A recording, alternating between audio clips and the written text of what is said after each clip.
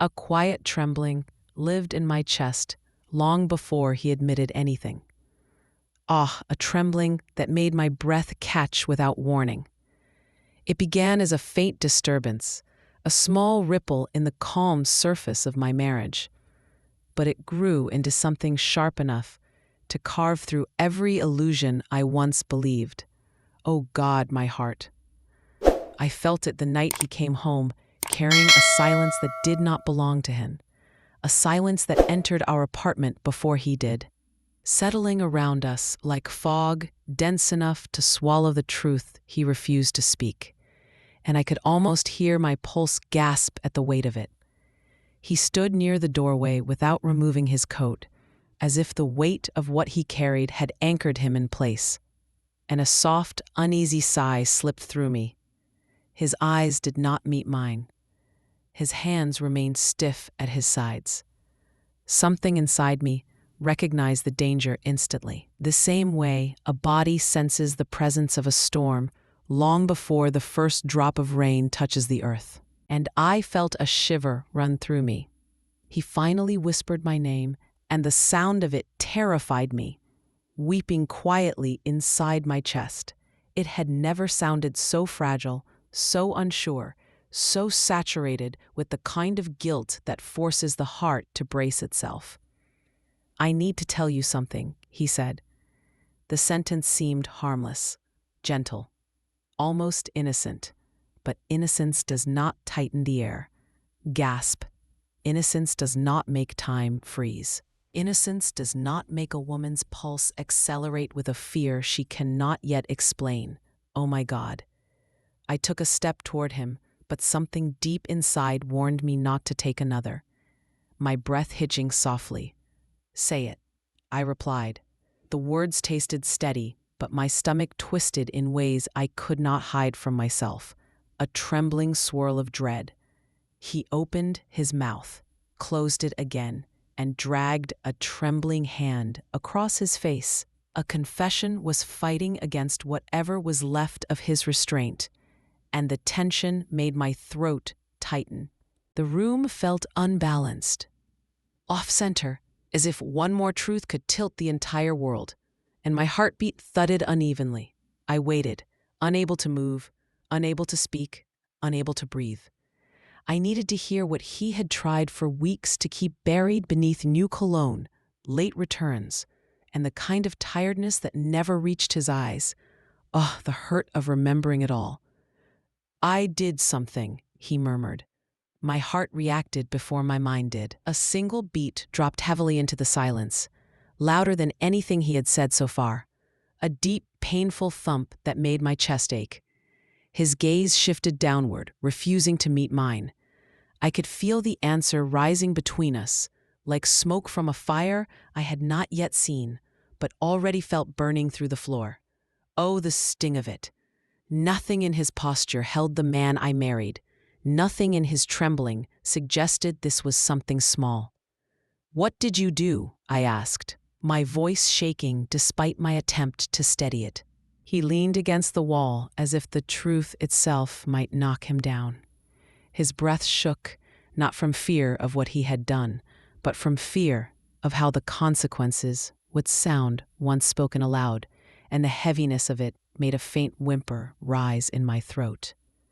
"I crossed a line," he whispered, his voice trembling softly, as if the words scraped his throat with pain. Ah, the words lodged themselves deep within me like thorns, sharp enough to steal my breath in a quiet gasp. A line. There are many lines in a marriage. Promises, boundaries, trust. Some lines bend with a sigh. Some stretch with a shaky breath. Some define the difference between love and betrayal. And the truth of that hit me with a hollow ache weeping inside. "Which line?" I asked, though part of me already knew the answer, existed beyond anything I had prepared myself to hear, my heart thudding with a trembling pulse. His silence responded first, a heavy silence that pressed against my ribs until I felt a soft gasp escape. His shoulders slowly collapsed as if the truth had been crushing him for longer than I realized, and my chest tightened awe at the sight. His eyes glistened, not with remorse, but with the unbearable weight of the secret he had allowed to grow between us, and a quiet weeping pooled behind my eyes. When he finally met my gaze, something inside me fractured with a sharp, aching inhale. Not because of what he said next, but because of the way he looked at me, like a man who had destroyed something sacred and understood too late that there was no way to rebuild it. "Oh God, I did something you never deserved," he said quietly, his voice shaking. "Something I can never undo." And the way he breathed those words made my stomach twist. The confession remained unfinished, hanging in the air. Unfinished because he did not know how to speak the part that mattered, leaving my heart trembling with dread. And in that painful, suspended second, I realized something far more terrifying than betrayal itself, my breath catching painfully. Whatever he had done was worse than anything I had ever imagined, and he was not ready to tell me all of it yet, leaving my soul in a stunned, silent gasp. There was a time when my life felt steady, almost gentle in its quiet predictability, a life that now feels like a distant dream of. Morning sunlight used to slip through our bedroom curtains and paint warm stripes across the floor, reminding me that another ordinary day waited outside. I remember how those mornings felt, soft at the edges, wrapped in the belief that stability could last forever if I simply loved hard enough, and the memory makes my throat ache. I would wake before him, stretch across cool sheets, and listen to the peaceful rhythm of his breathing, a rhythm that once soothed me with a comforting sigh. It used to comfort me, the steady rise and fall of his chest, the warmth he radiated beneath the covers, the presence that felt like home even in silence. Oh, how that memory stings now. Back then, the little rituals of our life seemed unbreakable. I prepared his coffee exactly the way he preferred. He drove us to the grocery store on Sundays. We shared dinners at the kitchen table, where he would talk about work while I sliced vegetables. Grateful for the simple sound of his voice filling the room, sometimes even laughing softly, ha ha, at his stories. Our home carried the scent of familiarity, a mixture of candle wax, laundry detergent, and the faint trace of the cologne he used sparingly. I believed these small consistencies were proof of a healthy marriage, and thinking of it now makes my heart tremble.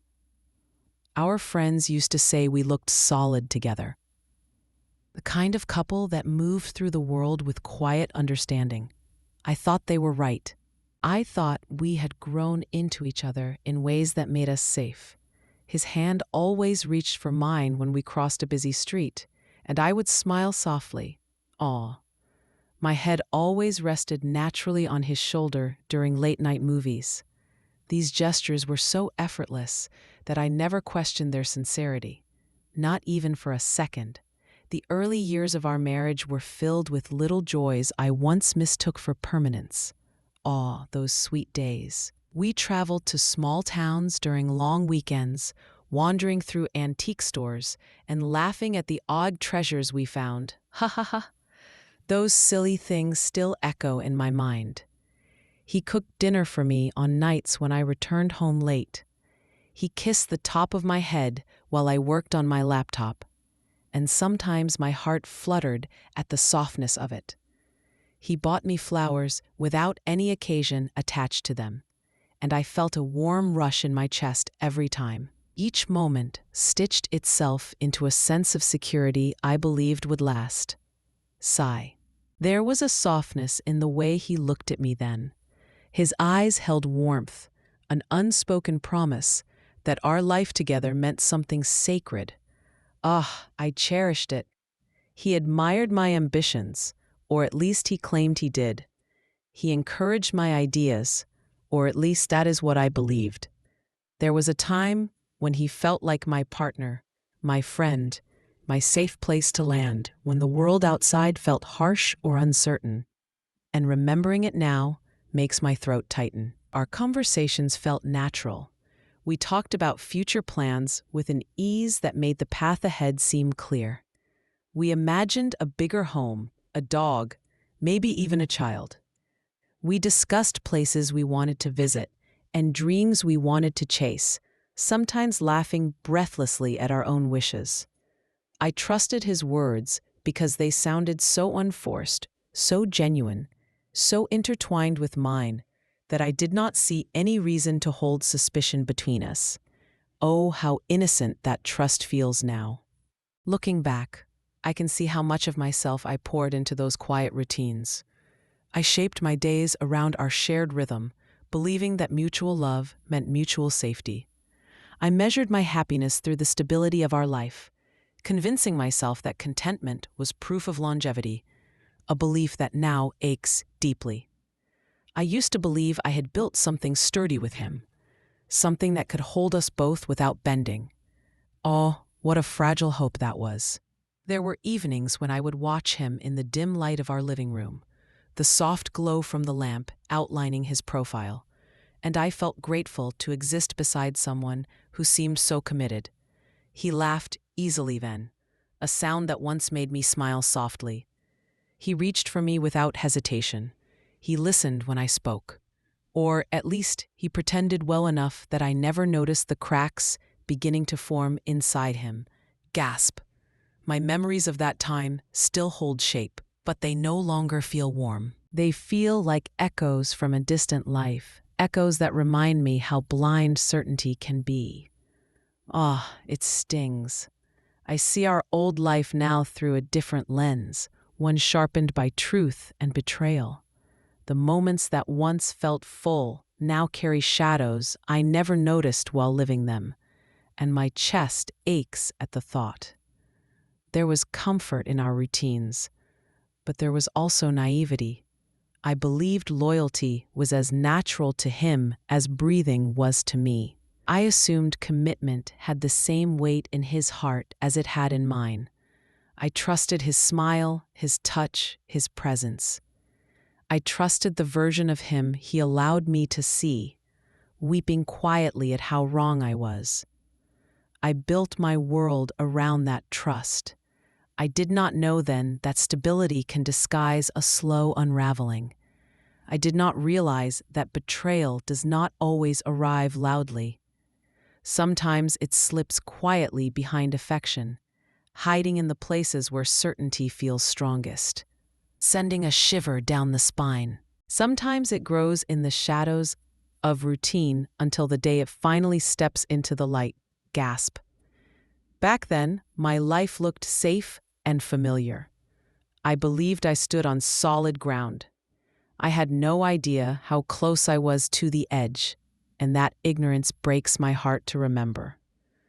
The first cracks appeared quietly, slipping into our marriage like hairline fractures across glass that still looked whole from a distance. They did not announce themselves with arguments or raised voices. They arrived disguised as small changes, barely noticeable unless examined closely. The kind of shifts that are easy to excuse when you desperately want the illusion of stability to remain intact. Sigh. His phone became the earliest warning. He used to leave it anywhere, sometimes on the kitchen counter, sometimes buried between couch cushions, sometimes forgotten on the nightstand. Now he kept it close, almost guarded. A soft vibration from across the room once drew his attention so sharply that he abandoned an unfinished sentence to retrieve it, and my heart dropped with a quiet gasp. He claimed it was work, but the explanation felt too simple, too convenient, too rushed. A second crack emerged in the form of his new silences. He had always been a talker, someone who filled evenings with stories about his day, his coworkers, his frustrations, his victories. He once shared everything so naturally that I sometimes wished for a moment of quiet. That wish returned to haunt me when he stopped sharing altogether, weeping inside. He began offering brief summaries instead of full conversations, vague mentions instead of thoughtful details. His words grew thinner, while his distance grew louder, and my chest tightened every night. Even his laughter changed. It became rare, shorter, restrained, as if someone had placed a wall around it. He no longer laughed freely at the things that once amused him. Instead, he smiled absently, distractedly, as if his thoughts were somewhere else, somewhere I had not been invited, and the rejection stung with a trembling breath. I also noticed the gym routine that appeared suddenly and stayed consistently, the kind of consistency driven by motivation he never explained. He returned home smelling of unfamiliar cologne that lingered only briefly, as if he had tried to wash something away before stepping through the door. Gasp. He spoke about new trainers, new equipment, new discipline, yet none of those details matched the growing tension inside his eyes, and the truth of that made my heart ache deeply. His clothes, too, began to change, and the sight of it sent a faint trembling through my chest. He ironed his shirts with careful attention, polished his shoes more often, and spent longer than usual adjusting his hair in the mirror. He used to reserve this level of effort for important events. But now he prepared himself with that same intensity for ordinary days. He never said why. I never asked, though a quiet sigh escaped inside me. There were nights when he returned later than expected. His explanations came neatly packaged, always ready before I questioned them. Traffic, meetings, deadlines, more traffic. His tone carried the kind of confidence people use when they expect full trust without earning it. And something inside me tightened with a soft ache. I convinced myself to believe him because the alternative felt too painful to entertain. One evening, I reached for his hand while we watched television, a small gesture I had made 1,000 times without thought. He hesitated for the briefest second before letting our fingers intertwine. The hesitation lasted less than a heartbeat, but it struck me like a warning bell. Gasp. Familiarity should never pause. Love should never flinch. Another crack appeared during dinner with friends. Someone joked about loyalty in relationships, and he laughed a little too quickly, a little too loudly. A strange, brittle sound that made my stomach twist. It was as if he was attempting to blend in with the humor while hiding something beneath it. The sound unsettled me in a way I could not explain. I watched him for the remainder of the evening, wondering what emotions now lived beneath the surface of the man I once trusted without question, and the thought left me quietly trembling. I began waking in the middle of the night, not because of noise or nightmares, but because something in my body sensed the distance between us growing larger while he slept beside me. He faced away from me more often, curled slightly toward the edge of the bed as if guarding thoughts he refused to share, and a soft ache tugged at my chest. I told myself he was tired. I told myself he was stressed. I told myself too many things I did not believe. There were mornings when he left the house in a rush, avoiding my eyes as he kissed the top of my head. His lips felt cold, too quick, lacking the warmth that once lingered long after he pulled away, and the emptiness of it stung. He smelled different, moved differently, spoke differently. His presence felt unfamiliar, as if the man I loved had begun carrying a secret version of himself in places I could not reach, and a quiet weeping rose inside me. I tried to ignore the cracks. I convinced myself that all relationships evolve, that routine creates distance, that stress changes people. I tried to explain away every small shift, every uneasy moment, every strange silence. Denial offered temporary comfort, but the truth does not stay hidden forever. It waits, it deepens, it sharpens itself until the slightest touch reveals everything. Gasp. Looking back, every crack was a warning, and I walked past each one, hoping the ground beneath my feet was still solid. What a fragile hope. The moment everything changed did not arrive with drama or raised voices.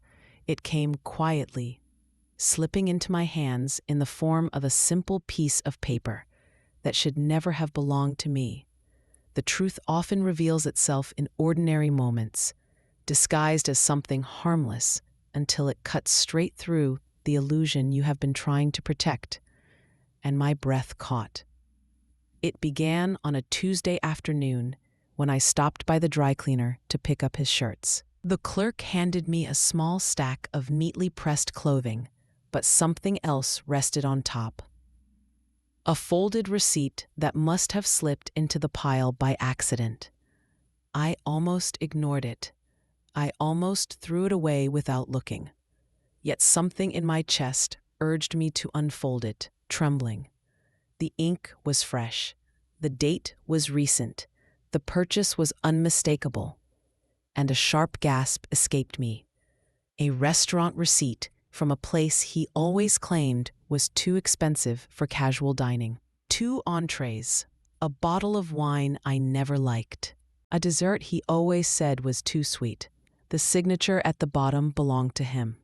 His handwriting curved across the page with the same confidence that used to comfort me, and now that confidence sliced through me. The second name on the bill did not belong to me. A short breath escaped before I could stop it. My fingers tightened around the slip of paper until the edges pressed sharply against my skin. The clerk asked if everything was all right. I nodded, unable to form words. I walked to my car with a steady pace that did not match the storm gathering beneath my ribs.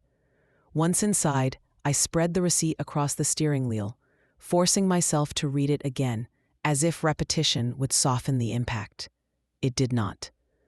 The proof sat there in bold numbers and careless signatures, evidence of a life he was living without me, a life he had not planned for me to discover, and my heart sagged painfully. I drove home slowly, each passing block blurring into the next. My heartbeat thudded dully in my ears, matching the rhythm of the windshield wipers sweeping across the glass. I replayed the details he had given me on the night of that dinner. He had claimed he was attending a team meeting that ran late. He had claimed he ordered takeout afterward because he was too tired to sit somewhere alone. He had claimed many things. Every word had been a lie, and the truth of that hit me like a trembling break deep inside my chest. That night, I pretended everything was normal, even though my heart trembled softly beneath the surface. I cooked dinner. I set the table. I waited for him to walk through the door with the same confident ease he always carried. Ah, how painfully familiar it looked. When he arrived, he kissed my cheek lightly and complimented the smell of the food before washing his hands.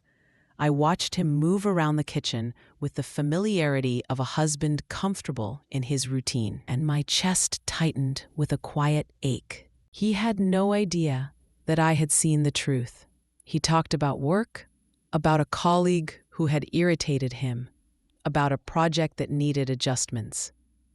His lies blended seamlessly with the truth, woven together in a way that made it difficult to separate one from the other. And inside me, a faint weeping stirred. I listened, nodding at the appropriate moments, my mind replaying the numbers on the receipt, each one hitting me again like a trembling gasp. I placed the evidence where he would never see it. In the moment, I did not confront him. The shock had not faded enough to become anger, leaving only a hollow throb in my chest. Something inside me demanded more. More clarity, more proof, more understanding of the life he had kept hidden, and the need for it nearly stole my breath. 2 days later, more evidence found me. He left his laptop open on the kitchen counter while he stepped into the shower. He had never cared about privacy before. He had always moved through our home with the ease of someone who trusted his partner completely. Now that trust felt misplaced, yet the routine remained unchanged, making my stomach twist softly. The screen was unlocked. A notification appeared in the corner. A message preview from a name I did not recognize, and a soft gasp escaped me. My hand hovered over the trackpad, trembling. I knew crossing this line would change everything. I knew the moment I opened the message, there would be no return to the version of my marriage that lived inside my memory, and my heartbeat fluttered painfully. Curiosity did not drive me. Pain did. A need for truth did. I clicked, my breath catching. The conversation unfolded in front of me, each line carving deeper into the place where love used to live. Her words were familiar in tone, intimate in phrasing. His responses mirrored a softness he no longer offered me, and a quiet weeping rose inside my throat. Their plans were clear, specific, ongoing. They had shared dinners, they had shared rides home, they had shared moments he had never mentioned, and the betrayal struck like a slow, suffocating ache. He had gone to the restaurant with her. He had laughed with her. He had confided in her in ways he no longer confided in me, and the thought made my chest crumble. A slow ache spread through my chest, the kind of ache that arrives not with sharp pain, but with a hollowing sensation, as if the heart itself is being quietly emptied, and I felt that emptiness trembling through me. I scrolled further, each message confirming what the receipt had already whispered. He was not uncertain. He was not confused. He was invested, and the truth hit me like a gasp I could not swallow. One message froze me in place. I need more time to figure out how to tell her. Her, me, the woman he had once promised his entire life to, and the words cut with a quiet, breaking sob. The water from the shower continued running in the background, a steady reminder that while my world had shifted, his remained unchanged, and the contrast made my stomach twist. I closed the laptop before he returned, ensuring every trace of my discovery disappeared from the screen. When he entered the kitchen again, he smiled casually, unaware of the weight I carried. He wrapped his arms around me in a familiar gesture, one that once brought comfort. This time, the contact felt foreign, as if I were embracing a stranger, wearing the memory of someone I loved. Oh, the hurt of that moment. The third piece of proof arrived that same week. He received a call late at night and stepped into the hallway to answer it. His voice lowered, his tone softened, his laugh resurfaced, a sound that once warmed me, but now sent a chill through my bones. I approached quietly, not to eavesdrop, but to understand. A name slipped from his lips, the same name I had seen in his messages. The name that did not belong in my marriage, and hearing it made my pulse tremble. He ended the call abruptly when he noticed me. He offered an excuse that felt too prepared, too polished, too ready. Something inside me no longer bothered to believe him. The truth stood before me in undeniable clarity. My suspicions had become proof. My heart had become witness. My marriage had become a stranger, and the grief of that truth pressed into me with a silent, aching weeping. The moment everything changed did not arrive with drama or raised voices. It came quietly, slipping into my hands in the form of a simple piece of paper that should never have belonged to me, and my breath caught in a trembling gasp. The truth often reveals itself in ordinary moments, disguised as something harmless, until it cuts straight through the illusion you have been trying to protect, painfully. It began on a Tuesday afternoon when I stopped by the dry cleaner to pick up his shirts. The clerk handed me a small stack of neatly pressed clothing, but something else rested on top. A folded receipt that must have slipped into the pile by accident. I almost ignored it. I almost threw it away without looking. Yet something in my chest urged me to unfold it, my fingers trembling softly. The ink was fresh. The date was recent. The purchase was unmistakable, and a quiet gasp escaped me. A restaurant receipt from a place he always claimed was too expensive for casual dining. 2 entrees, a bottle of wine I never liked, a dessert he always said was too sweet. The signature at the bottom belonged to him, his handwriting curved across the page with the same confidence that used to comfort me, and the sight hollowed my chest. The second name on the bill did not belong to me. A short breath escaped before I could stop it. My fingers tightened around the slip of paper until the edges pressed sharply against my skin. The clerk asked if everything was all right. I nodded, unable to form words. I walked to my car with a steady pace that did not match the storm gathering beneath my ribs, my heartbeat weeping inside. Once inside, I spread the receipt across the steering wheel, forcing myself to read it again, as if repetition would soften the impact. It did not. The proof sat there in bold numbers and careless signatures, evidence of a life he was living without me, a life he had not planned for me to discover. And the ache of it pressed into my throat. I drove home slowly, each passing block blurring into the next. My heartbeat thudded dully in my ears, matching the rhythm of the windshield wipers sweeping across the glass. I replayed the details he had given me on the night of that dinner. He had claimed he was attending a team meeting that ran late. He had claimed he ordered takeout afterward because he was too tired to sit somewhere alone. He had claimed many things. Every word had been a lie, and the truth of that struck me with a trembling breath. That night I pretended everything was normal. I cooked dinner. I set the table. I waited for him to walk through the door with the same confident ease he always carried. When he arrived, he kissed my cheek lightly and complimented the smell of the food before washing his hands. I watched him move around the kitchen with the familiarity of a husband comfortable in his routine. And my chest tightened painfully. He had no idea that I had seen the truth. He talked about work, about a colleague who had irritated him, about a project that needed adjustments. His lies blended seamlessly with the truth, woven together in a way that made it difficult to separate one from the other. I listened, nodding at the appropriate moments, my mind replaying the numbers on the receipt, each replay stabbing softly. I placed the evidence where he would never see it. In the moment, I did not confront him. The shock had not faded enough to become anger. Something inside me demanded more clarity, more proof, more understanding of the life he had kept hidden, and the need for it clawed quietly at my ribs. 2 days later, more evidence found me. He left his laptop open on the kitchen counter while he stepped into the shower. He had never cared about privacy before. He had always moved through our home with the ease of someone who trusted his partner completely. Now that trust felt misplaced, yet the routine remained unchanged, and the familiarity stung. The screen was unlocked.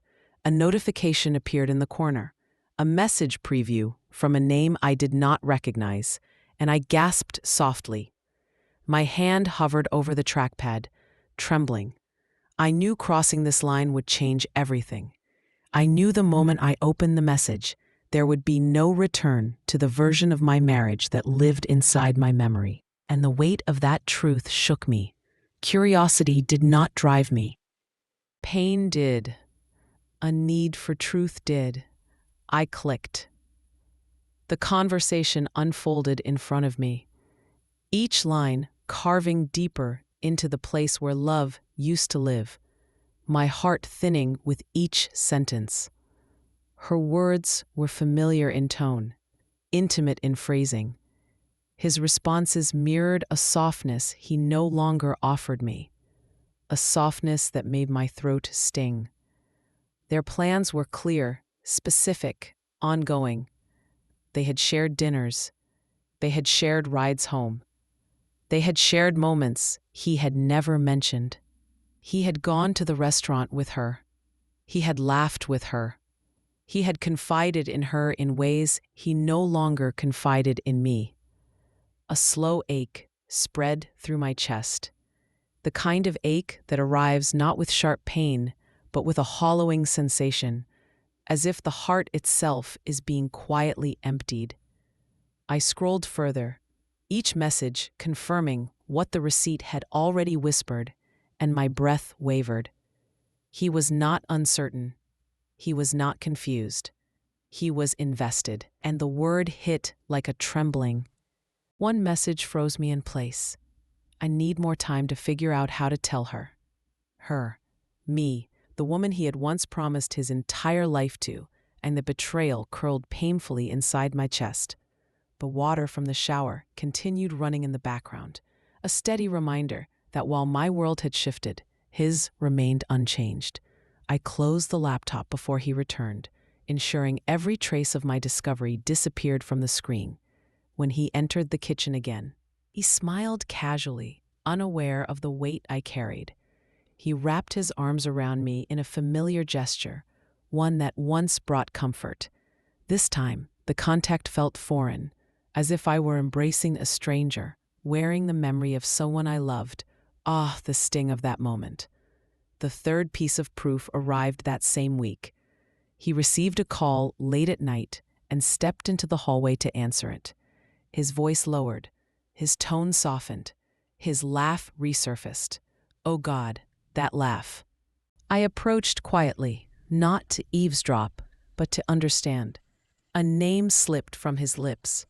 The same name I had seen in his messages, the name that did not belong in my marriage, and hearing it made something inside me crumble with a soft, broken exhale. He ended the call abruptly when he noticed me.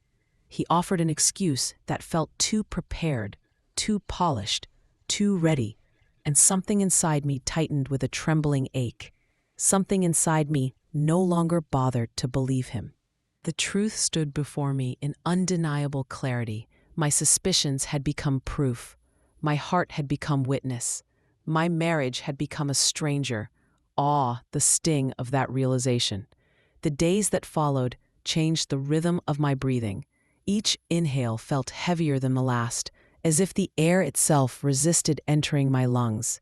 A quiet gasp lodged beneath every breath. I moved through my routines with mechanical precision, performing familiar tasks while my mind drifted somewhere far beyond reach. No one around me sensed the shift. Everyone believed I remained steady. They did not see how much effort it took to maintain the illusion. Sleep abandoned me first.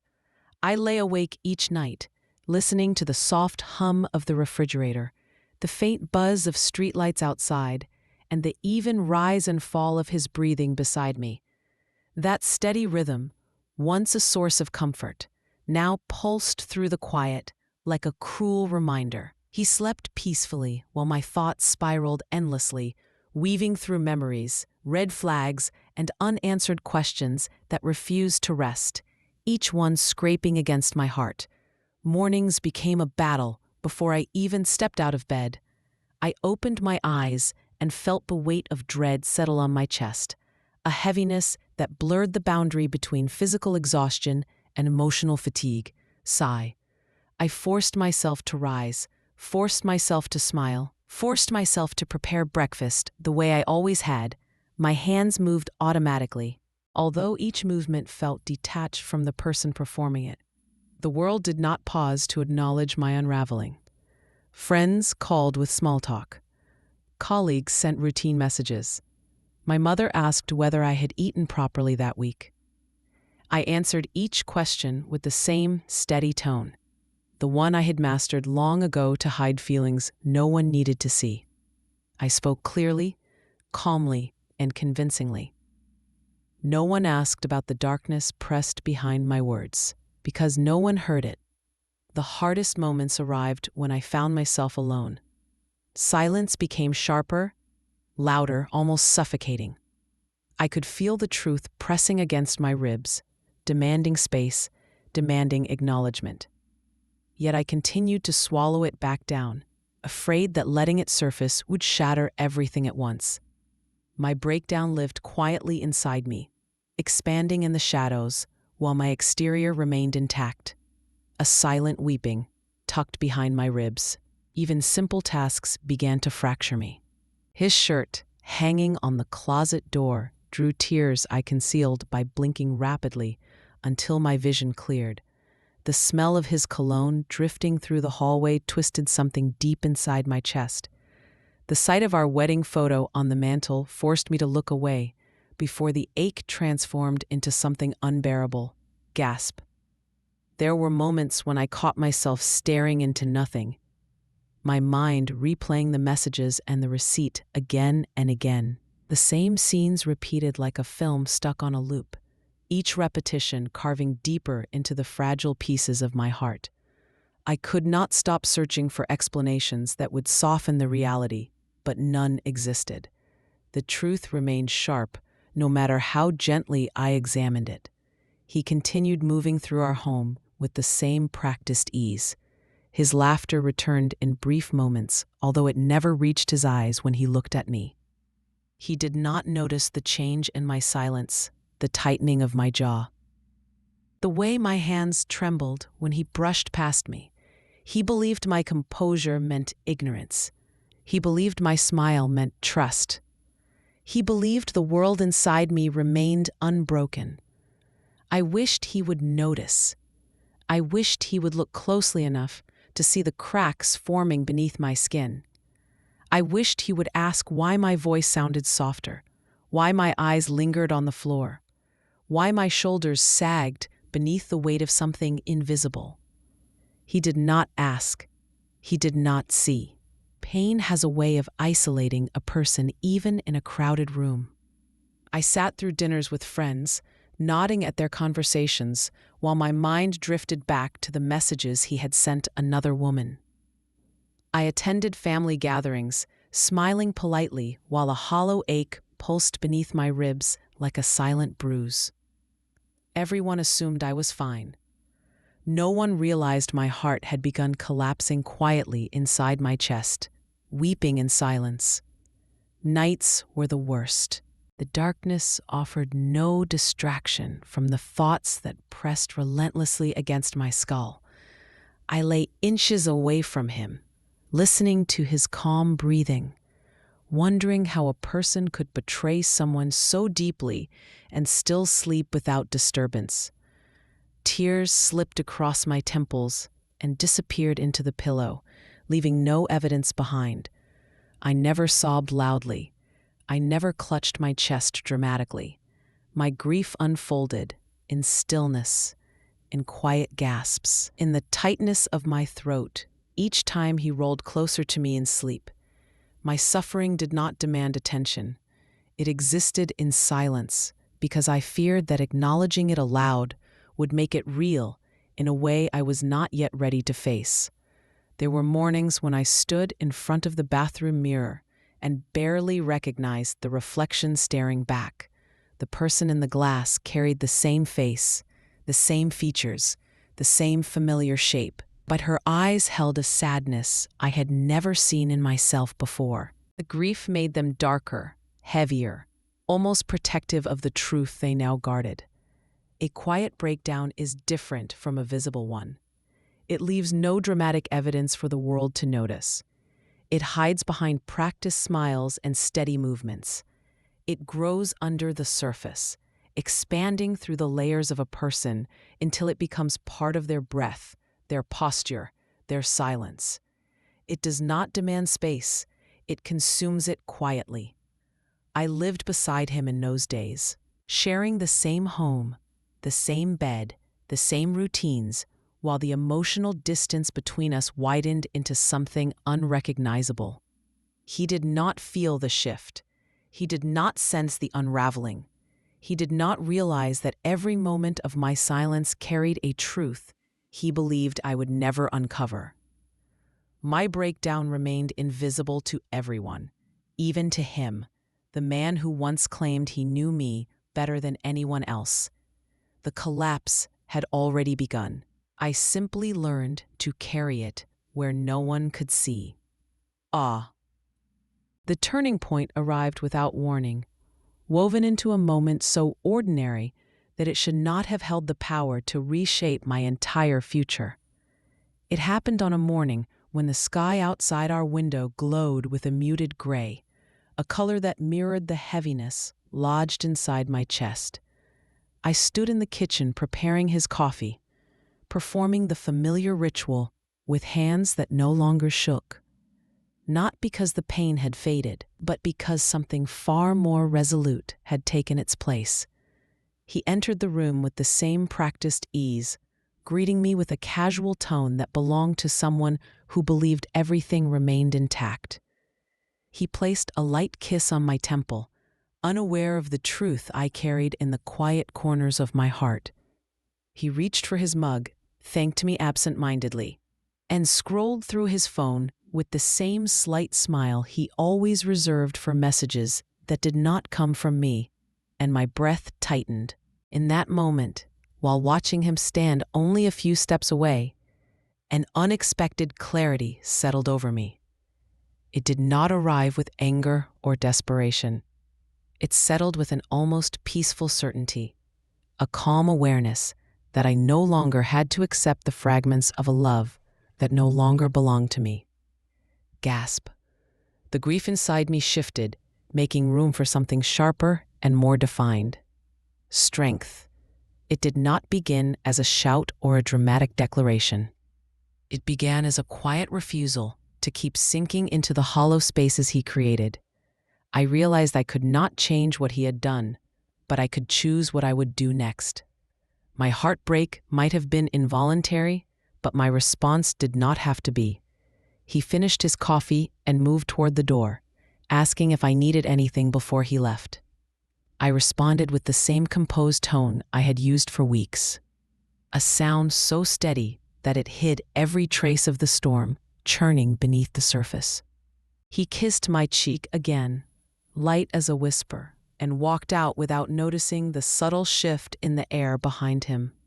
The door closed softly, but it echoed through the apartment, as if someone had slammed it with force, making my breath tremble. I remained still for a moment, gazing at the empty space he left behind.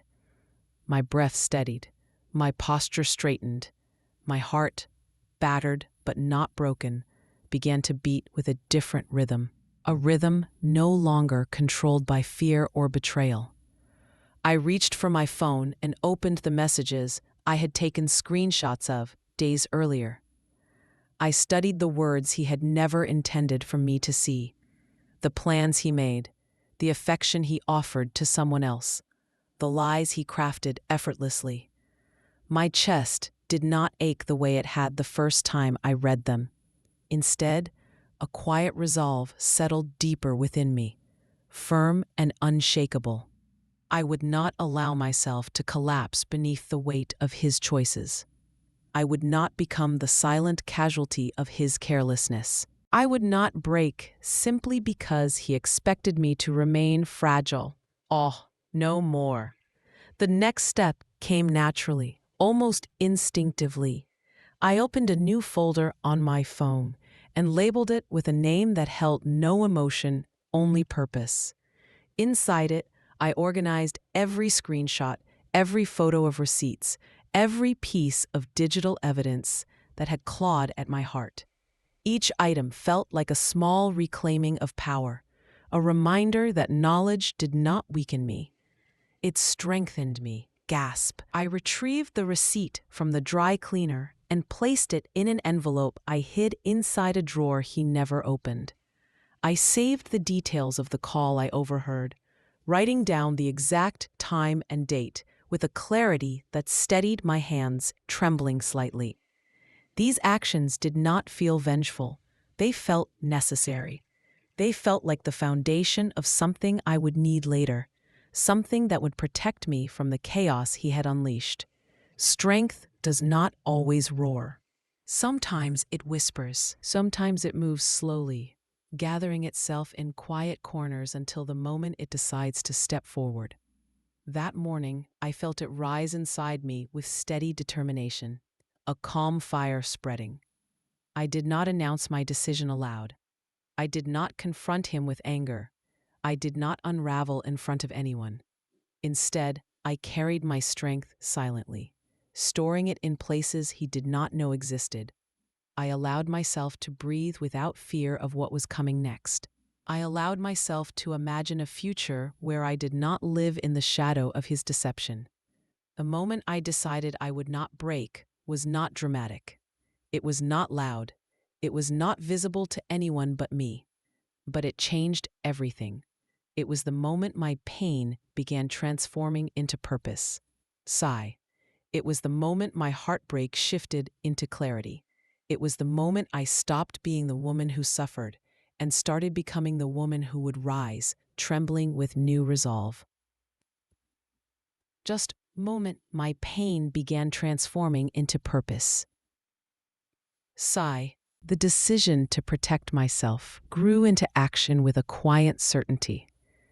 I moved through the days as if nothing had changed, maintaining the same routines, speaking in the same steady tone, and offering the same practiced smiles. He believed the illusion because he wanted to believe it. He wanted to assume that his deception remained safely hidden beneath my silence. That assumption became my shield, and with it, I stepped into a version of myself he never expected to meet. The first step was organization. I opened a notebook I kept tucked inside a drawer beneath old receipts and forgotten warranties. Its cover was plain, its pages blank, and that emptiness became the place where the truth would finally take shape. I wrote dates, times, and descriptions with careful precision, documenting each moment that hinted at betrayal. Nothing was too small. Nothing was insignificant. Every detail mattered. The evidence that once shattered me began transforming into a map of his lies, and the shift made my heart ache in a determined way. My phone became my quiet ally. I created a hidden album secured behind a password he did not know existed. Inside it, I saved screenshots of messages he sent late at night, each one stamped with time, each one revealing the affection he had quietly transferred to someone else. The more I gathered, the clearer the pattern became. His betrayal was not a sudden lapse. It was a deliberate evolution, shaped over weeks, protected by secrecy, and sustained by confidence that I would never look closely enough to notice. Gasp. His laptop offered another window. He rarely closed the lid completely, and his carelessness granted me access he never meant to give. I waited for moments when he stepped away, leaving the screen unlocked. I scrolled through emails, calendar entries, and digital receipts that exposed dinners he insisted were work-related. I captured everything with my phone, careful to leave no trace of my presence. I moved quickly, quietly, deliberately, like someone who understood the stakes, my breath soft and tense. One evening while he showered, his smartwatch lit up with a notification from a contact he labeled with a neutral-sounding name. The message preview appeared clearly across the screen. I took a photograph before the screen dimmed, committing the evidence to my growing collection. I learned to recognize the patterns in their communication. I noticed which nights his mood lifted, which nights he returned home distracted, which mornings he seemed eager to leave before sunrise. Each observation added another piece to the puzzle, all painful pieces snapping together. Surveillance did not come naturally to me, but necessity transforms a person. I began studying his movements the way one studies a fragile artifact, carefully, precisely, aware that the slightest shift might expose too much too soon. I watched how he guarded his phone when messages arrived. I watched how his voice softened when he slipped into another room to answer calls. I watched how his eyes drifted away from mine whenever I asked about his plans. And each moment pressed against my ribs with a quiet ache. The evidence gathered itself through these observations, but I needed stability behind the emotions that drove me. I needed clarity. I needed protection. That realization led me to a lawyer. I contacted a family law firm quietly, choosing a time when he believed I was at a routine appointment. The office held a calm atmosphere, with soft lighting and polished wooden furniture that made it feel safe enough to speak the truth aloud for the first time. The attorney who met with me listened closely as I described the changes in my marriage. I spoke slowly, carefully, ensuring each word came out steady, although my hands trembled slightly beneath the table. He advised me to document everything. He advised me to gather proof before confronting him. He advised me to remain calm and act naturally. His guidance confirmed the direction I already moved in instinctively. He explained how evidence could protect me legally, how timestamps mattered, how screenshots held value, how financial inconsistencies could reveal hidden actions. He encouraged me to create backups of everything, to store them in multiple places, to ensure nothing could be lost if the situation escalated. I followed his advice meticulously. I purchased 2 small flash drives and stored them in separate locations. One went into a locked box beneath old linens. The other went into my coat pocket, tucked behind a piece of fabric he would never notice. I transferred every screenshot, every photograph, every document into these drives. I created digital backups on a cloud account he did not know existed. I wrote summaries of each piece of evidence, listing why it mattered and what it revealed. The process changed me. It made me sharper, more observant, more aware. It replaced my helplessness with purpose, and that purpose settled inside me with a trembling strength I had never felt before. There was a night when he returned home late, distracted and humming lightly under his breath, that eerie little tune making my stomach twist. He placed his keys on the counter, unaware of the slight perfume that followed him inside, a scent that did not belong to me. I smiled calmly and asked about his day. He offered the usual explanation, confident in my belief. I nodded, matching his tone perfectly, even as I discreetly noted the exact time he walked through the door. I added it to my records later, comparing it with the timestamp of a message he had sent hours earlier to someone who was not me, a detail that made my heartbeat tremble. Every lie he told became another thread woven into the net forming quietly beneath him, tightening with each passing day. His behavior grew bolder as mine grew quieter. He interpreted my calmness as acceptance, never suspecting the truth developing in the shadows. He stopped hiding his late-night messages completely. He stopped noticing when I watched him too long. He stopped recognizing that the woman beside him was no longer the woman he believed she was, and the realization made my chest ache. I became invisible to him, but not in weakness, in strategy, in purpose. In silence sharpened into something powerful. Oh, the strength in that stillness. The evidence grew steadily. The plan grew with it. And each passing day strengthened the foundation of the moment he believed he controlled. Gasp. He had no idea that his confidence would become the very tool I used against him. He had no idea how much truth I held behind the calmness of my eyes. He had no idea how closely I watched him gather the pieces of his own downfall. And a quiet, almost bitter laugh stirred in my chest. I collected everything in the shadows, waiting for the day I would finally step into the light. Here is heading 8, written with rising tension, psychological chess match energy, villain overconfidence, narrator intelligence, and slow-burn cinematic suspense. No contractions, no repetition, clean grammar, emotional depth. A perfect setup for the explosive revenge scene coming later.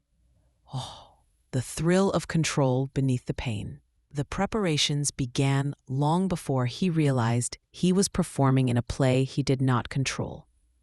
Every step he took in arrogance carved a clearer path for me. Every lie he told gave me another angle to reinforce my strategy. Every careless assumption he made became a thread I quietly wove into a net sturdy enough to hold his downfall, tightening with every sigh he never noticed. His confidence grew, as mine deepened into silence. He believed I remained unaware, still fragile, still obedient, still emotionally anchored to the version of him that lived only in my memory. He mistook my calmness for ignorance. He mistook my distance for emotional exhaustion. He mistook my steady voice for acceptance of a truth he thought remained hidden. And the irony nearly made me exhale a quiet, humorless ha-ha-ha. He never considered that my silence was deliberate. The stage for his imagined victory took shape slowly. It began when he suggested hosting a holiday dinner in our home, an event he framed as a chance to reconnect with both sides of our family. He insisted it would be meaningful, that it would remind us of the love we once shared, that it would help us reset before stepping into the new year. His words carried a warmth that did not match the cold truth living in the spaces between us, and my chest tightened with a trembling ache. He suggested the guest list with enthusiasm. He talked about decorations and place settings, imagined conversations, and holiday cheer. His vision painted an evening filled with laughter, nostalgia, and unity. I listened with a soft, steady expression, nodding along while he described the perfect family gathering, my mind quietly burning with purpose. I already knew what he planned for that night. He intended to make that dinner memorable, for reasons he believed he controlled. His open marriage request had not been a spontaneous thought. It was the beginning of a carefully timed performance. You wanted the stage, the audience, and the emotional spectacle that would allow him to step into his new life without bearing responsibility for the destruction he caused. A public confession framed as honesty, timed precisely to present him as enlightened and me as emotional, fragile, dramatic. Oh, how predictable he believed I was. He believed I would react exactly as he predicted. He believed I would shatter in front of everyone. He believed humiliation would weaken me enough to accept whatever crumbs of dignity he offered afterward. I allowed him to believe it. Sigh. I adjusted the guest list he proposed, agreeing to invite his closest friends, his parents, my family, and a few acquaintances who admired him too much to suspect his flaws. Each invitation strengthened the frame of the stage he believed belonged to him, and the satisfaction of it settled warmly inside me. He told me he wanted to handle the seating arrangements. He intended to place me at the center of the table, fully visible to every guest, ensuring he would have a clear view of my reaction when he presented his carefully crafted announcement. I accepted his plan with a quiet smile, grateful he had unknowingly chosen the position that would give me the greatest impact later. Oh, the irony. The house became a symbol of contrasting intentions. I decorated with the same care I once reserved for happier times. He complimented my choices, unaware that the warmth of the holiday lights reflected a resolve he could not recognize. The table settings sparkled beneath soft candlelight, each glass polished, each plate positioned perfectly. The illusion of harmony surrounded us, but harmony no longer lived inside our walls, and a slow, steady breath filled me with controlled anticipation. He rehearsed his speech in subtle fragments when he believed I was not paying attention. I listened silently, absorbing the carefully chosen phrases he planned to use. He hoped to present himself as compassionate, wise, and open-minded. He wanted the evening to frame him as a man pursuing emotional maturity, while I remained caught in outdated expectations. I absorbed each word, storing it with a quiet, sharpened awareness. He could not see that his performance had flaws he never accounted for. My knowledge of his betrayal did not rely on assumptions or emotions. I carried evidence sharper than anything he could deny. I held truth that cut deeper than any admission he might attempt to soften with polished words. A week before the dinner, he suggested ordering a cake with a seasonal design. I watched him scroll through design options, humming softly as he chose a pattern he believed would impress the guests. He asked my opinion without looking up from the screen. I told him it looked perfect. My voice remained steady, my expression calm. He had no idea that I had planned something far more memorable, and a quiet thrill flickered in my chest. 3 days before the event, I met with my attorney again. He reviewed the evidence I gathered, confirming its strength, its clarity, its impact, and my breath trembled softly as he spoke. He advised me on the timing, on the exact phrasing that would protect me, and on the documents I would present. He reminded me to maintain composure, to remain factual, to let the truth speak for itself. His guidance became the script beneath the surface of my silence, all steadying me in ways I desperately needed. I stored copies of the evidence in a binder disguised as a holiday gift. The cover looked cheerful, wrapped in gold paper, and tied with a ribbon that matched the table decor. No one would suspect the weight it carried. I placed it beneath my chair on the night of the dinner, ensuring it remained hidden until the moment the truth demanded light, my pulse fluttering at the thought. He dressed that evening with a confidence that bordered on arrogance. He stood before the mirror, adjusting his tie, smiling softly at his reflection, as if rehearsing the moment he believed would define him. He did not notice the way I watched him, not with sadness, but with a quiet strength that had grown far beyond the version of myself he expected to confront. A strength that rose through me like a trembling breath. The guests arrived one by one, filling our home with laughter, warmth, and the soft glow of holiday spirit. He greeted each person with practiced charm, moving through the room like a man preparing to claim a victory he believed already belonged to him. He poured drinks, shared jokes, and offered compliments, painting himself as the perfect host, and I felt a soft, ironic ha-ha-ha rising in my throat. He thought he stood at the center of the stage he created. He thought the night would belong to him. He thought the performance would unfold exactly as he imagined. He had no idea that I had rewritten the ending long before the first guest arrived. He had no idea that the stage he believed he controlled was already mine, and the quiet thrill of that truth warmed my chest. The night unfolded like a scene he believed he had directed. Warm light spilled across the dining room, reflecting off crystal glasses and polished silver. Laughter floated between conversations, the kind of easy, surface-level joy that settles into a room when people are unaware. Something irreversible is about to happen. The table he insisted on arranging stood in the center, like a stage, every place setting a perfect prop. He sat at the head of that table with the confidence of a man who trusted the script in his hands.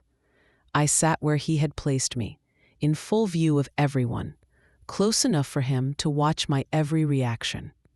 My family filled one side, his filled the other, with a few carefully selected friends scattered among them. Each person believed they were simply attending a holiday dinner. None of them knew they had been invited to witness the end of a performance that had gone on far too long, and the anticipation curled through my stomach in a trembling wave. Beneath my chair, the gift-wrapped binder rested against my heels. Its weight grounded me. I could feel it there, solid and undeniable, a quiet reminder that the truth waited patiently at my feet, urging my breath to steady. Dinner began with polite conversation. My mother complimented the fall. His father commented on his recent promotion. His closest friend praised the decor, remarking that our home looked like something from a magazine. The atmosphere shimmered with warmth, but beneath the surface, tension moved through me in slow, deliberate waves, each one like a soft gasp inside my chest. He played the role of charming host flawlessly.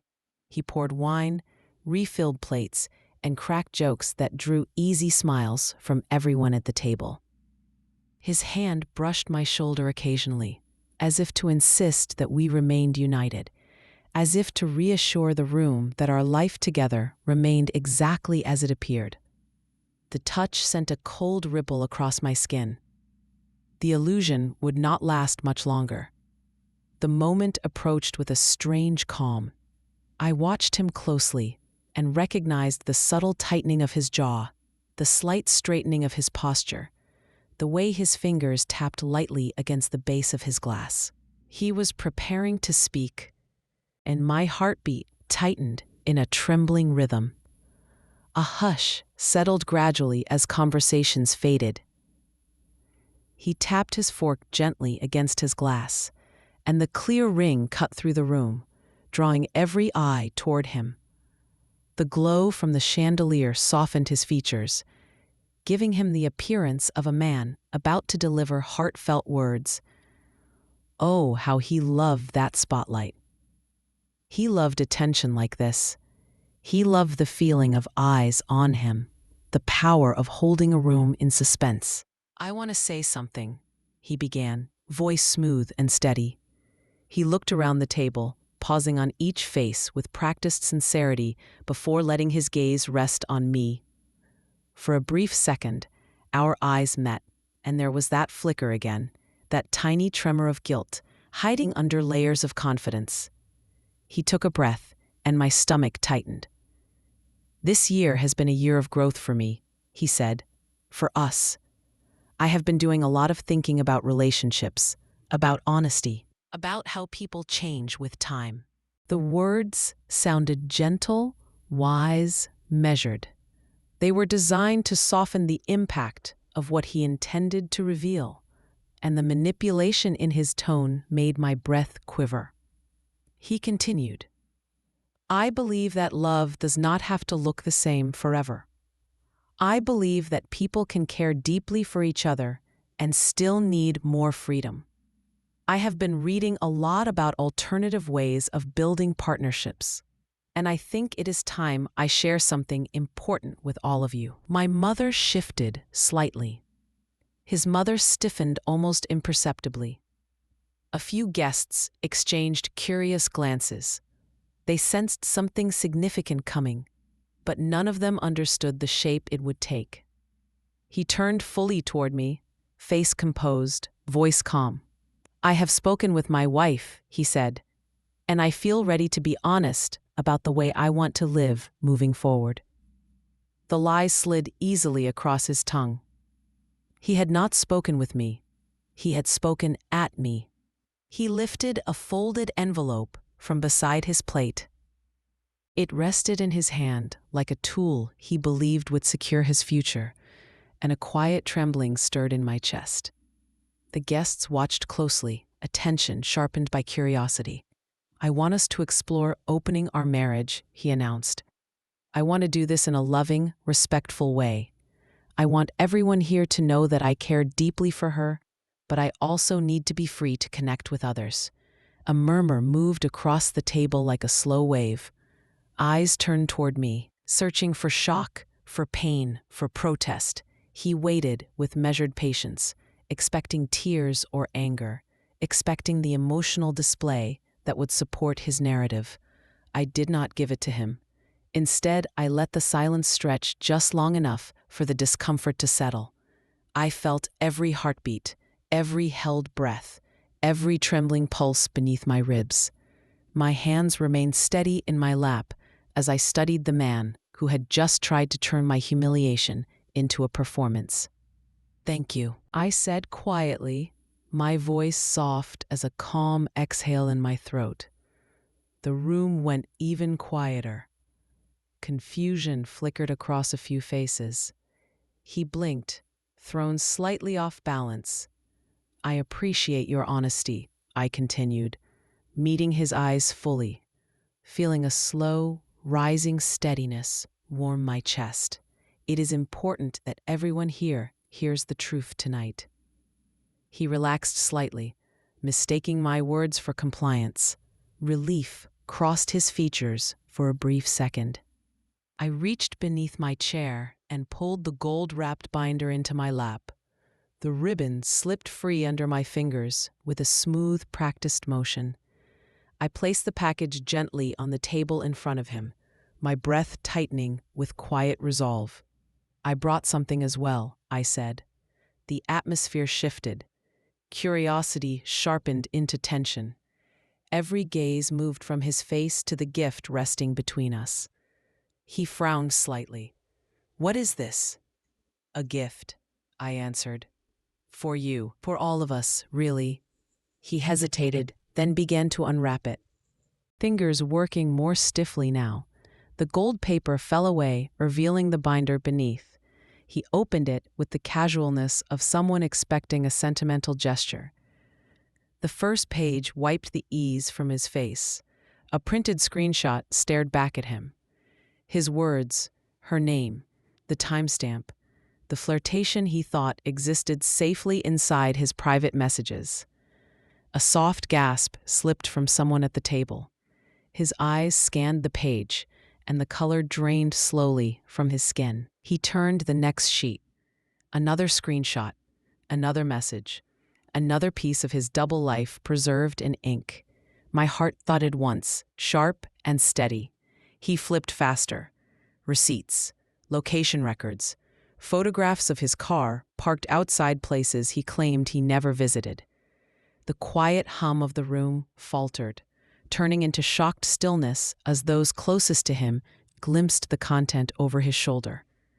My father leaned forward, eyes narrowing as he read a date. Then another, a low breath escaping him.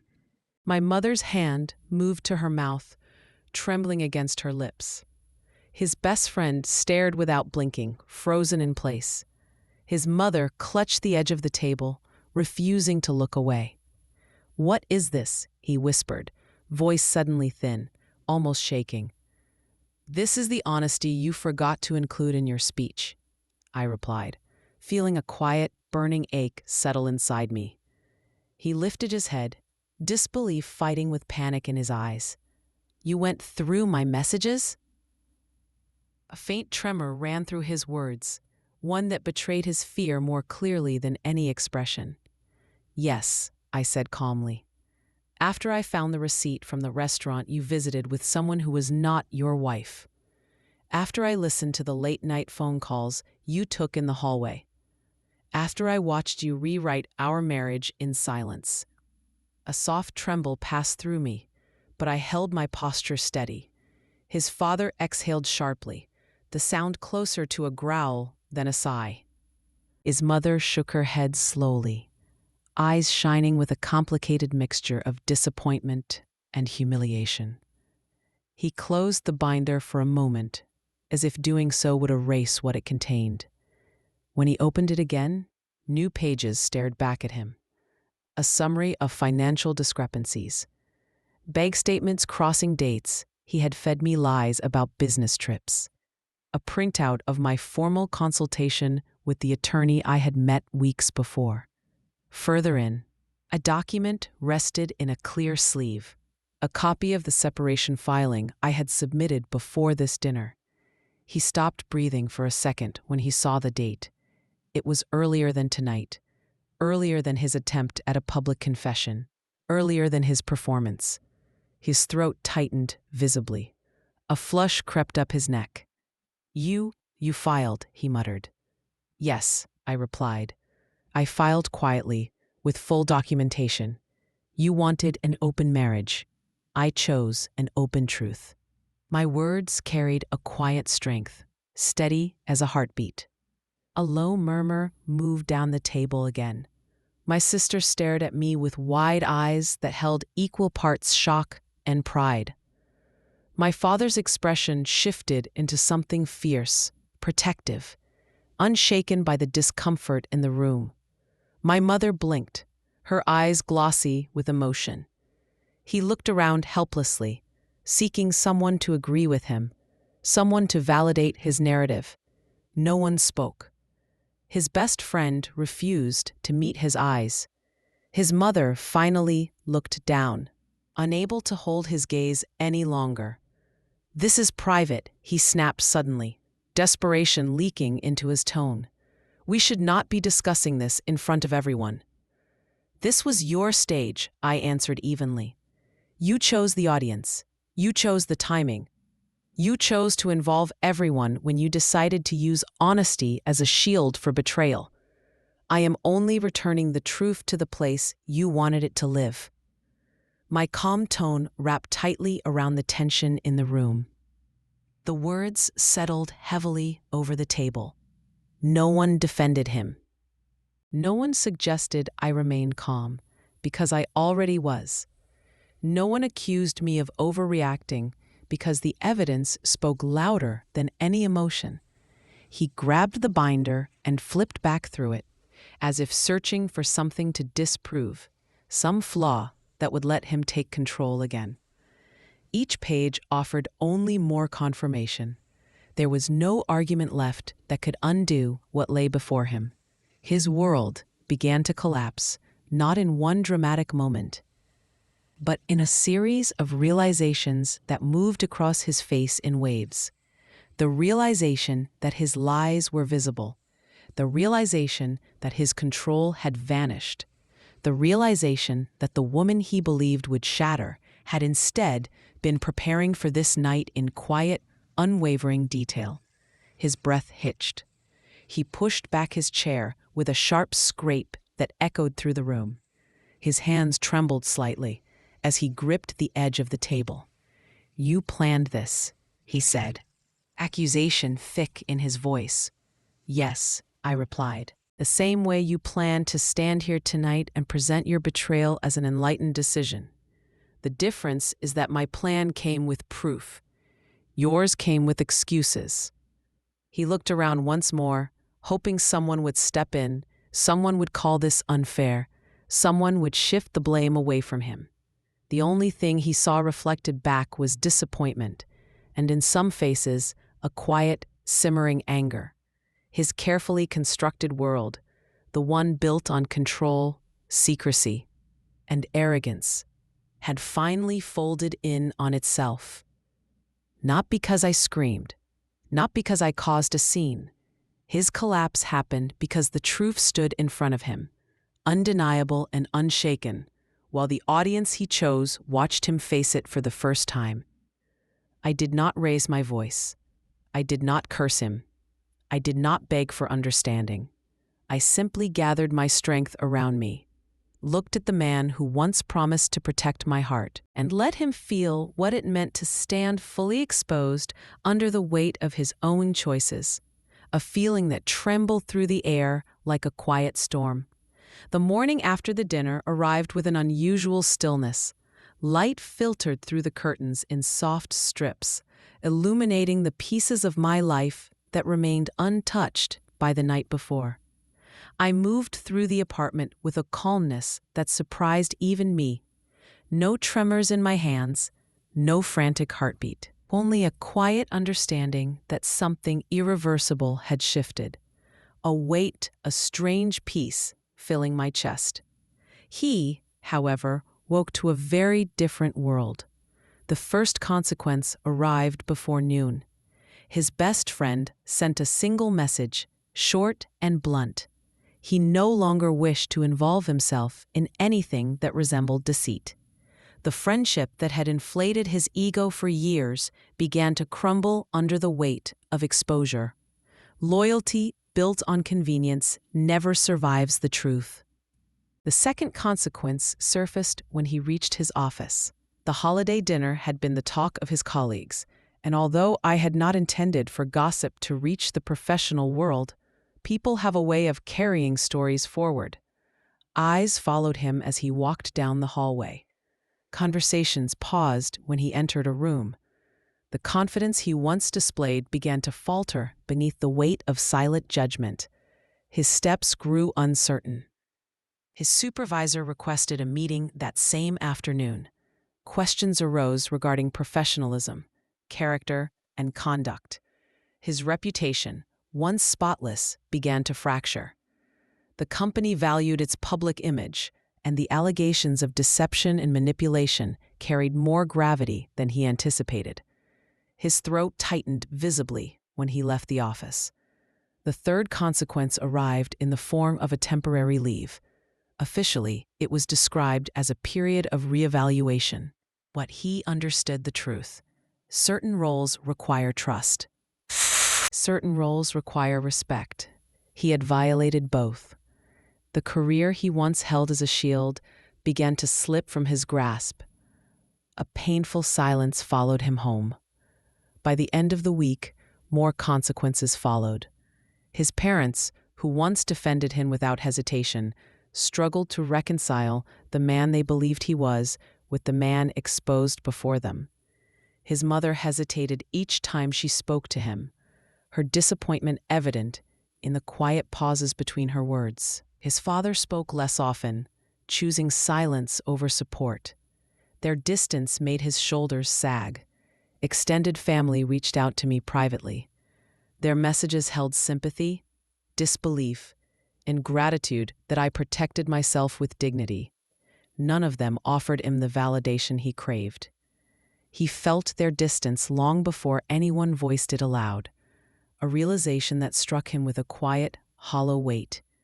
The woman he betrayed me with also disappeared from his life. When she learned the extent of his deception, she stepped back entirely.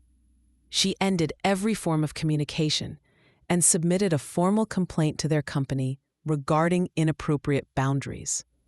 Her departure marked the collapse of the fantasy he once clung to. He attempted to repair his image by reaching out to mutual friends. Some responded with polite distance. Others responded with silence. Trust is fragile. Once broken, it rarely returns unchanged. He began to realize how quickly admiration fades when the foundation that supported it proves hollow, and the fear in his eyes deepened day by day. Set his angle, and assumed he would have the final word. A quiet, bitter ache pulled at my chest as I watched him step into his own downfall. The financial consequences followed naturally, and a slow, breathy ache lingered in my chest as everything unfolded. My legal preparation had been thorough. Documents he ignored, messages he believed hidden, and timelines he assumed unimportant created a clear picture of responsibility. Each line in the paperwork carried weight. Each clause protected the life I rebuilt for myself. All steady and unshakable, he faced decisions he never believed he would confront. Relocation, expenses he could no longer defer, adjustments to a lifestyle once supported by confidence and carelessness. The comfort he took for granted began dissolving piece by piece, and the reality seemed to press against him with every sigh. Yet the consequence that struck him hardest arrived quietly, without dramatic announcement. He walked into the apartment one evening to gather the last of his belongings. The space that once echoed his footsteps felt unfamiliar, transformed by the absence of tension. He paused in the doorway, looking around as if expecting the life he had lost to rise up and greet him. But all he met was silence. Nothing did. He saw the reality he had created. He saw the home that no longer belonged to him. He saw the woman he underestimated, standing whole, steady, and entirely beyond his reach, and a faint trembling breath escaped him. In that moment, the collapse of his world was not loud. It was not chaotic. It was not violent. It was simply undeniable. Consequences do not always arrive with force. Sometimes they unfold quietly, step by step, until a person realizes that every escape route has disappeared. He once believed he could design the ending of our story. Instead, he found himself standing inside the ending he created for himself, gasping inwardly. I did not celebrate his downfall. I did not revel in his pain. I watched it with the clarity of someone who finally understood that survival is not always dramatic. Sometimes it is steady, patient, and remarkably silent. One consequence at a time, his life unraveled.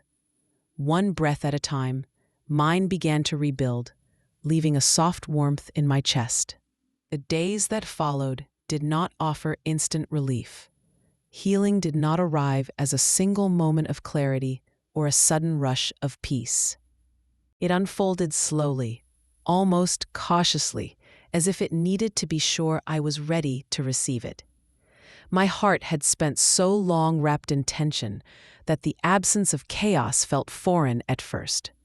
The silence inside my home, once suffocating, gradually transformed into something gentler. It became a space where I could finally breathe without fear of what waited around the corner. Sighing softly with each exhale, the first step in rebuilding myself was learning how to be present again. I had spent months living in anticipation of the next lie, the next late night, the next silence that concealed something sharp. Now, each morning offered a small reassurance that the world no longer demanded constant vigilance. I made coffee without rushing. I opened the curtains slowly, letting the sunlight settle across the floor in soft patterns. The simple act of existing without tension was a form of healing I had forgotten I needed. I began reclaiming parts of myself that had been buried beneath years of emotional erosion. I picked up books I once loved, their pages marked with highlights from a younger version of me who believed in her own curiosity. I cooked meals that tasted like comfort instead of necessity. I rearranged the furniture to remove the shadows of memories that no longer served me. Each change, however small, created a new beginning inside the same walls where I once felt trapped. Healing encouraged me to look inward with honesty. I examined the places where pain had settled, acknowledging scars that had formed long before the betrayal revealed itself. My self-worth had been chipped away gradually, softened by his criticisms, reshaped by his moods, dimmed by his indifference. I faced the uncomfortable truth that I had accepted less than I deserved because I forgot what it felt like to be treated with care. A heavy but freeing realization. Rebuilding meant reclaiming the voice I silenced for too long. I allowed myself to speak with friends who had noticed my dimming, but never understood the weight I carried. Their responses were gentle, free of judgment, filled with relief that I had finally stepped out of something that had been quietly harming me. They reminded me who I used to be before compromise became survival, their encouragement warming me to tears I hid with a small laugh. Therapy became another piece of my reconstruction. I sat across from a woman who asked questions I had never dared to ask myself. She encouraged me to unravel the tangled threads inside my chest, not with shame, but with compassion. She reminded me that grief is not a sign of weakness, and strength does not only live in the moments of confrontation. Sometimes it lives in stillness, in choosing to rise again, in allowing oneself to grieve the life that never became what it promised to be. Quiet weeping slipped down my cheek more than once. Confidence returned slowly, arriving in small waves rather than a single revelation. I noticed it the first time I walked into a cafe alone and ordered my favorite drink without second-guessing myself. I noticed it when I laughed without feeling the need to measure its volume. I noticed it when I looked at my reflection in the mirror and saw someone who had endured, survived, and transformed, and a soft gasp escaped me. The apartment, once filled with echoes of arguments and disappointment, became a sanctuary. I repainted the walls in colors that reflected warmth rather than obligation. I hung artwork that felt alive. I bought new plants, letting their growth mirror my own. I replaced the bedding with something soft and inviting, something that belonged entirely to my new beginning. I allowed joy to return in unexpected ways. A spontaneous walk became a reminder of freedom. A dinner with friends became a testament to connection. A quiet evening with music became a doorway to peace. Each day offered a new layer of strength, not the loud, triumphant kind he imagined I would never possess, but the steady kind that rebuilds brick by brick. I learned to trust myself again, to value my intuition, to recognize red flags without silencing them. I found comfort in solitude and clarity in reflection. Even memories of him began losing their sharp edges. They no longer pierced me. They no longer defined me. They became part of a story I survived, not a story that owned me. The betrayal that once felt like the end of everything gradually transformed into the beginning of something entirely mine. I rediscovered dreams I once set aside. I enrolled in a class I always wanted to take, allowing myself to grow in directions he believed were unimportant. I traveled to a place I once hesitated to visit, breathing deeply as the world opened itself to me again. I began building a version of life that did not revolve around someone else's certainty. A version that filled me with quiet joy. Strength found me in the quiet moments, in the way I carried myself, in the way I chose softness without fear, in the way I trusted tomorrow to be gentler than yesterday. Rebuilding myself did not mean forgetting what had happened. It meant refusing to let it define the rest of my life. It meant honoring the woman who survived the breaking and chose to rise anyway. The ashes of my old life did not bury me. They nourished the foundation of the person I was becoming. Each step forward reminded me that healing is not about returning to who I was. It is about becoming someone stronger, clearer, and more alive than I ever imagined. I was not rebuilding a life shaped by pain. I was rebuilding a life shaped by choice. Peace did not arrive all at once. It did not sweep through my life in a dramatic rush or announce itself with a sudden burst of clarity. It came gently, almost shyly, appearing in moments so small that I almost missed them. After months of navigating betrayal, survival, strategy, and rebuilding, the absence of conflict felt unfamiliar. Yet each quiet day began to teach me how to live without a storm pressing against my ribs, and my breath softened. The first sign of peace appeared during a morning I thought would be ordinary. I opened my window to let in the cool air, and for the first time in a long while, I did not brace myself for anything. My shoulders relaxed without effort. My breath flowed easily. I stood there listening to the distant hum of traffic, the soft rustle of leaves outside, and the faint laughter of children walking to school. There was no tension waiting for me inside the silence. There was only calm. Another layer of peace arrived when I realized I no longer checked my phone for messages that hurt. My mind stopped anticipating lies or excuses. I no longer replayed old conversations or wondered what I had missed.